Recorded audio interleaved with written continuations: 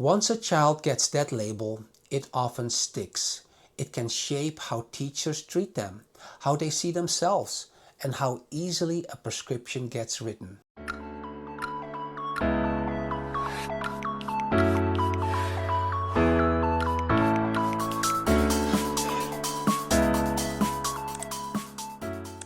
What if I told you that your child's mental health test at school might not really be about helping them, but about getting them on medication? I'm Dr. Bloem, and today we're going to talk about a growing problem, the mass medicalization of normal emotions, and why you should be very cautious when Big Pharma starts taking an interest in your child's mental wellness. Before we dive in, please take a moment to like, subscribe, and hit the notification bell so you never miss videos like this.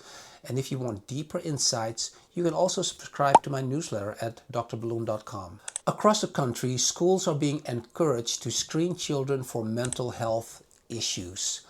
On the surface, it sounds noble. Who doesn't want kids to get help?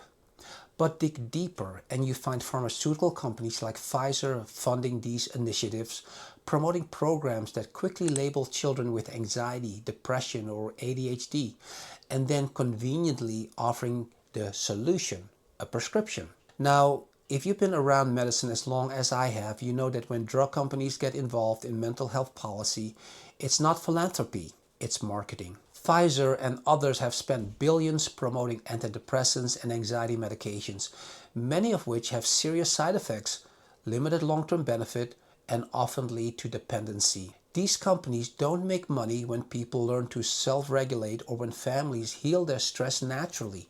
They make money when we label, medicate, and repeat. And the screening tools being pushed are often vague, subjective, and designed to overdiagnose.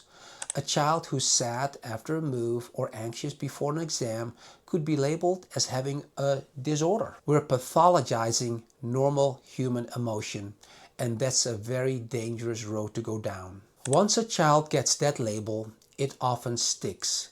It can shape how teachers treat them, how they see themselves, and how easily a prescription gets written. And once that first prescription starts, it can be very hard to stop. Many parents have told me, we just wanted help for our child. We didn't realize it would turn into a lifelong relationship with medication. I'm not saying medication never has a place. Sometimes it does, especially in crisis, but we've swung too far. In America today, we don't ask why a child is anxious or withdrawn.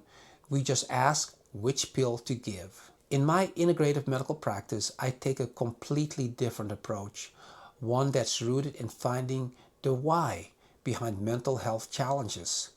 Sometimes what looks like depression is really a hormone imbalance. Sometimes anxiety is triggered by nutrient deficiencies like low magnesium, zinc, or B vitamins.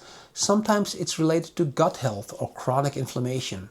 And sometimes it's due to toxic exposures, mold, heavy metals, or chronic infections that affect the brain and nervous system. We use advanced diagnostics, including autonomic response testing, genomic and hormone testing, and specialized labs that look for these hidden factors. From there, we support the body and mind naturally, using therapies such as bioidentical hormone replacement for adults and older teens when appropriate, detoxification therapies to clear hidden toxins, neural therapy to calm overactive stress pathways, light-based therapies like photon wave to regulate the nervous system and mood, and individualized nutrient IVs or peptide therapies to restore balance. When we treat the body and the brain as one, true healing can begin. Now, for those already on psychiatric medication, coming off safely is often the hardest part. In my practice, I help patients gradually and carefully reduce their dosages with the help of a compounding pharmacy so they can taper slowly, sometimes by micrograms at a time, minimizing withdrawal and protecting mental stability. This is not a cold turkey process. It's personalized, compassionate, and medically supervised.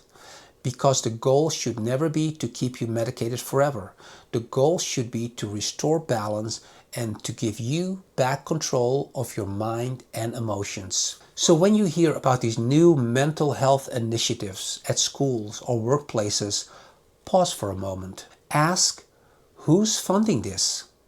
Who benefits if more people get labeled and medicated? True mental wellness doesn't come from a pill. It comes from understanding and healing the root causes.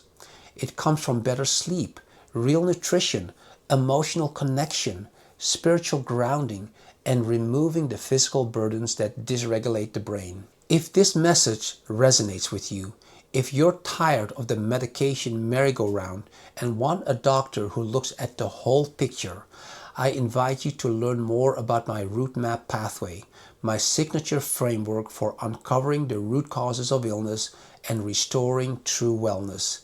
You can visit drbloem.com to schedule a consultation or start your journey toward real healing. And if you found this helpful, please like, subscribe, and share this video, especially with parents, teachers, or anyone concerned about the growing influence of Big Pharma in our schools. Because awareness is the first step towards change.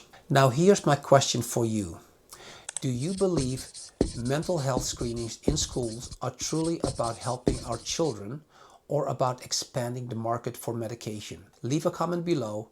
I'd love to hear your thoughts. And remember, healing happens when we treat the root, not just the symptom.